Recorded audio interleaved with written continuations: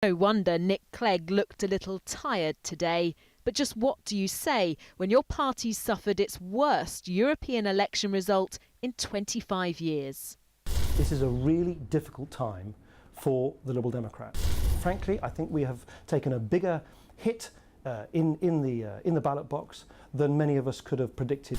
It is gutting. It's heartbreaking, frankly, to see Liberal Democrat candidates, councillors, members of the European Parliament, many of whom are old colleagues and friends of mine, lose their seats in this way. But members of the party's own governing body are calling for him to quit. People aren't listening to him. You know, he is a good man. He's done a lot for the country and he's done a lot for the party.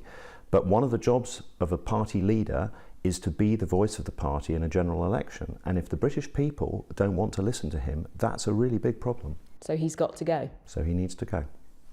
And this former Lib Dem MP agrees. Personally, I think this result means curtains for Nick Clegg's leadership of the party. And that's because he has consistently under-delivered by his own targets, with 4 consecutive dreadful local government results. Last year, Nick Clegg was celebrating a by-election victory here in Eastleigh. Around a year on, the mood, like the weather, is a bit more miserable. In places like this, the Liberal Democrats have previously beaten off stiff competition from UKIP. But in this European poll, they were beaten into 5th place in this region.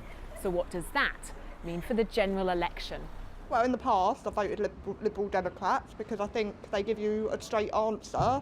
I just don't think they do that anymore since they've teamed up with the Tories. And would you vote for Liberal Democrat in the general election next year? No. We voted for UKIP. Both of us did, didn't we? We both did because we feel that they're speaking for the people.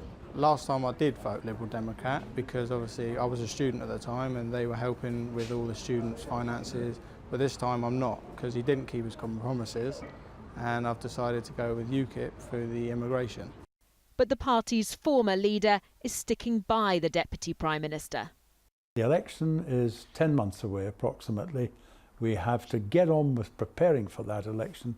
And Nick Clegg is the man best qualified to help us do so. The South East is now the only region left in the UK with a Lib Dem MEP.